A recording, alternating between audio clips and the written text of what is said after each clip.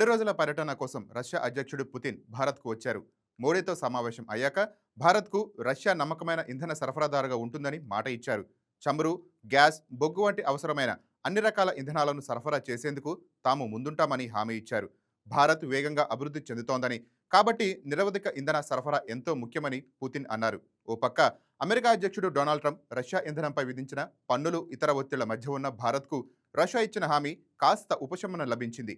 భారత ప్రధానమంత్రి నరేంద్ర మోడీ మాట్లాడుతూ, భారత్ రష్యా మధ్య స్నేహం చాలా బలమైందని, ఇంధన భద్రత రెండు దేశాల మైత్రికి ముఖ్యమైందని చెప్పారు.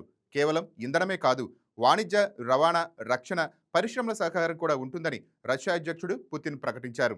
ఈ మేరకు పలు ఒప్పందాలపై రెండు దేశాలు సంతకాలు చేశాయి. భారత్ రష్యా దేశాలు 2030 వరకు వ్యాపార సామ్రాజ్యాన్ని $100 బిలియన్ల పెంచాలనే లక్ష్యంగా పెట్టుకున్నాయి. రష్యా ఇంధనం విషయంలో ఇచ్చిన హామీ వల్ల మన దేశానికి ఇంధన అవసరాలని తీరిపోయే అవకాశం ఉంది. పుతిన్ మాట్లాడుతూ, రష్యా ఎప్పుడు భారత్కు నమ్మకమైన మిత్రుడిగానే ఉంటుందని, ఇంధన సరఫరా మాత్రమే కాక సముద్ర మార్గాలు, పరిశ్రమలు, వ్యాపార రంగాల్లో కూడా సహకారం అందిస్తుందని చెప్పారు. భారత ఉత్పత్తులకు కూడా రష్యా మార్కెట్ను ఎప్పుడూ ఓపెన్గానే ఉంచుతామని పుతిన్ ప్రకటించారు. అంతేకాదు, తమిళనాడులోని కూడంకుళం అణు విద్యుత్ ప్లాంట్లో ప్రస్తుతం నిర్మాణంలో ఉన్న 4 యూనిట్లు వినియోగంలోకి తెచ్చేందుకు తమ సహకారాన్ని అందిస్తామని పుతిన్ హామీ ఇచ్చారు. గురువారం రాత్రి ఢిల్లీ చేరుకున్న పుతిన్కు మోదీ నేరుగా విమానాశ్రయానికి వెళ్లి స్వాగతం పలికారు.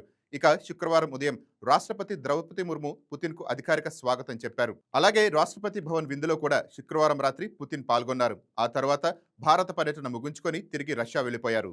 ఈ వీడియో మీకు నచ్చినట్లయితే లైక్ కొట్టి షేర్ చేసి మా వైకే టీవీ ఛానల్ని సబ్స్క్రైబ్ చేయండి.